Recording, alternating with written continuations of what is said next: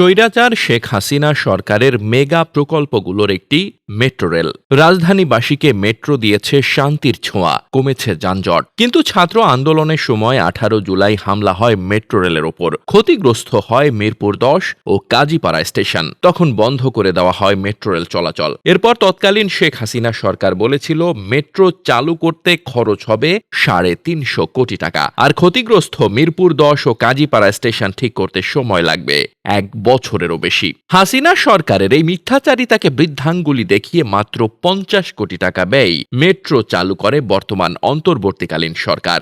গত 25 আগস্ট চালু হয় মেট্রো। তবে তখন চালু করা সম্ভব হয়নি ক্ষতিগ্রস্ত 2 স্টেশন মিরপুর 10 ও কাজীপাড়া। অবশেষে সকল সমস্যার অবসান ঘটিয়ে মাত্র 20 লক্ষ টাকা খরচ করে গত 20 সেপ্টেম্বর চালু হয়েছে কাজীপাড়া স্টেশনটিও। অথচ হাসিনা সরকার বলেছিল কাজীপাড়া স্টেশন ঠিক করতে টাকা লাগবে 50 কোটিরও বেশি। মেট্রো রেলের যে 2টা স্টেশন ক্ষতিগ্রস্ত করার পেছনে আমাদের জনগণের অবদান আছে। অবদান বলতে এটা হচ্ছে খুব খারাপ একটা কাজ হয়েছে। এই জিনিসটাকে কেন্দ্র করে বিগত সরকার যে কথাটা বললো যে 1 বছর সময় লাগবে এবং 350 কোটি টাকার মতো তারা বাজেট দিয়েছে। অন্তর্বর্তীকালীন সরকার মাত্র 1 মাসের মধ্যে 1 মাসের খুব কম সময় তারা হচ্ছে 2টা স্টেশন চালু করে দিল এবং শুক্রবারেও তারা চালু করলো। এই জিনিসটা সাধারণ মানুষ খুব পজিটিভলি নিয়েছে। সাধারণ জনগণের কাছে খুবই স্পষ্ট যে বিগত সরকার যে কোনো কিছুকে তারা ঘিরে ফেলে তদন্ত কমিটি গঠন করে এবং বাজেট দেখিয়ে জনগণের টাকা লুটপাট করে তারা নিজেরা ফুলে ফেপে উঠেছে। কিছুদিন আগে আসিফ মাহমুদ ভাই বলছে যে আমাকে মনে হয় দুর্নীতির সাগরে ঢেলে দেওয়া হয়েছে। তো প্রত্যেকটা সেক্টরেই ওনারা দুর্নীতি করেছে, যার কারণে ওনারা 100 কোটি বা 50 কোটিকে 350 কোটিতে রূপ দিয়েছে।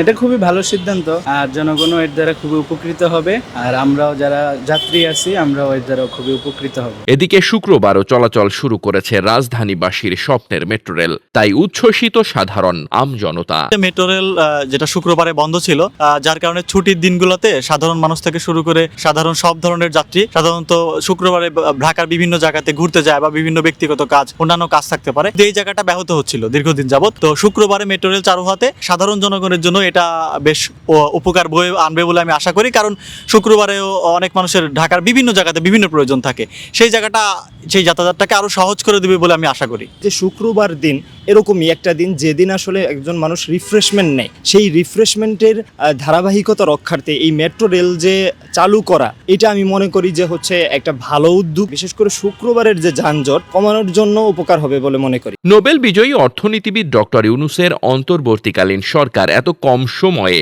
ও এত কম অর্থ খরচ করে মেট্রো রেল সচল করায় স্বৈরাচার শেখ হাসিনা সরকারের অযোগ্যতা ও দুর্নীতির প্রমাণ হয়েছে বলেও মনে করেন সাধারণ মানুষ। নিজস্ব প্রতিবেদন, বার্তাবাজার, ঢাকা।